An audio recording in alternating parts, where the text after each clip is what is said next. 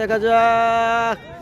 ওই ধরেন একরাম ব্যাটসম্যান মুরাদ, বল কিন্তু হাওয়ায় ভাসছে। দেখা যাক ক্যাচ মিস। একটি ওই ধরেন ভাই, দূর দিন।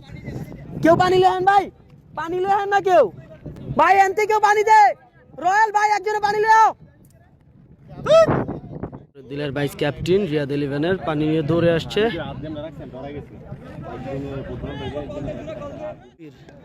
উইকেট কিপার সাব্বির আর আব্দুল্লাহ দুইজনের ভিতরে একটি ছোটখাটো সংঘর্ষ। সাব্বির তার পায়ে ব্যথা পায়, দেখতেছেন আপনারা। আর হচ্ছে আরেকজনের হচ্ছে হাত কেটে যায়, আমি যদিও দেখাতে পারছি না কাটা জায়গাটা। সাব্বির রেস্টে চলে যাও একজন দিয়া।